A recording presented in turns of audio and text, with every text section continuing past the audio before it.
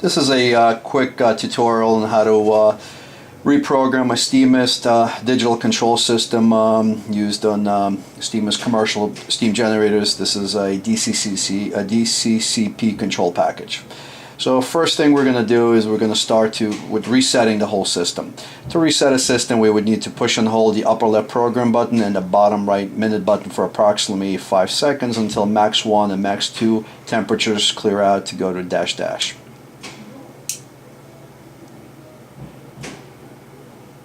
We let go of all the buttons, we give it a few moments to catch up. Once we see max 1 and max 2 temperature register, or if only one room is used in the at a job site, only max 1 or max 2 temperature will come up, the other display will go to dash dash. So right now it's ready to be programmed. The next thing to do is to set the current information, which is setting the clock. So today's day is Wednesday, hour is 10 a.m.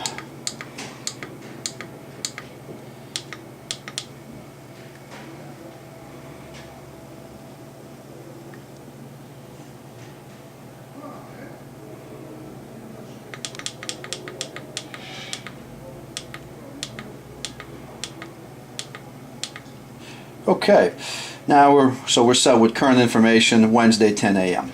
Next step we're going to do is set the values. Since we're working with 2 rooms, the first thing we're going to do is set the max 1 and max 2 room temperature. So for a point of this exercise, we'll set them both to 118 degrees.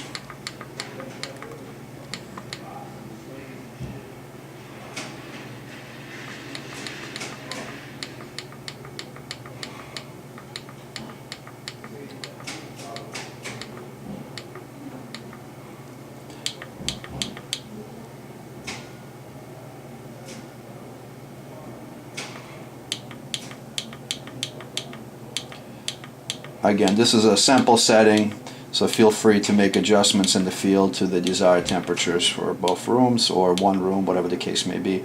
Next step is idle temperature. Idle temperature simply means that all day long, as long as the system is on, if you'd like to maintain somewhat of a lukewarm room so it's not ice cold, we could do it by setting a idle temperature of say 80 degrees or higher. For this exercise we'll leave it at 80. Next step is when a user does use the system and they are using the user control, such as this, when this is used, we do need an idle temperature. In the programming we need to set a idle program. Next step is the max cycle time, which means that when a user engages the user button and they go out of the idle, switch it to max mode, how long do we want it to stay running in max mode. So in this case we're going to press the max cycle timer, and for this exercise we'll set it for 1 hour. Feel free to adjust it anywhere from 15 minutes to 1 hour, but again for this exercise we'll leave it at 1 hour.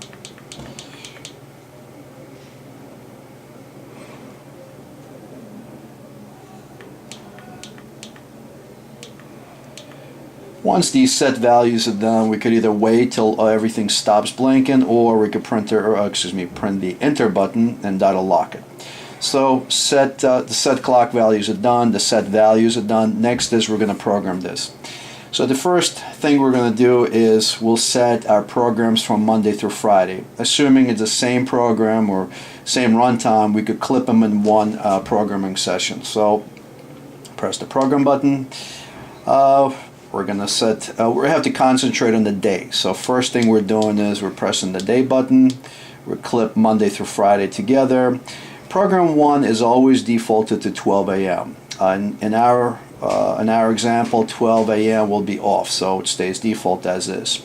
Now we press program to go to program 2. Program 2 will turn the system on at 6 a.m. So we're simply going to press the hour here, set it for 6 a.m. and at 6 a.m. we want it to turn on and go to idle. So we'll press this button. We'll go to idle, the dot goes up to idle. So program 2, Monday through Friday, 6 a.m. is idle. Next, program number 3. The days are still clipped together, Monday through Friday. We're going to set the hour. We'll shut it off at 10 p.m. That's, again, this is a sample program. Your times may vary. So 10 p.m. Monday through Friday. Program 3, our default is off. We'll leave it as is. Now we're going to press the enter button. That locks it into the memory, so Monday through Friday is complete. Now we're going to set our program for Saturday. So again, we press the program button. We're going to set the day. The day will be Saturday only.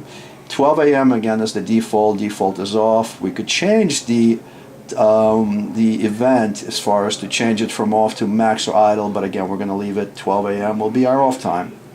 So next program number 2, Saturday, we will turn it. We're going to set that for 7 a.m. for Saturday. 7 a.m. will be our idle event. So program 2, Saturday, 7 a.m. is idle. Next program number 3. Same thing, we stay in Saturday. Our hour to shut off will be 9 p.m. 9 p.m. Program 3, Saturday only. Default is off. We leave it as is. We're going to lock it. Saturday is set. If the club is open on a Sunday, let's set the Sunday program. Same thing. Program. Ignore the program number at this time. We're only concentrating on the day. So again, we're going to get the day to Sunday.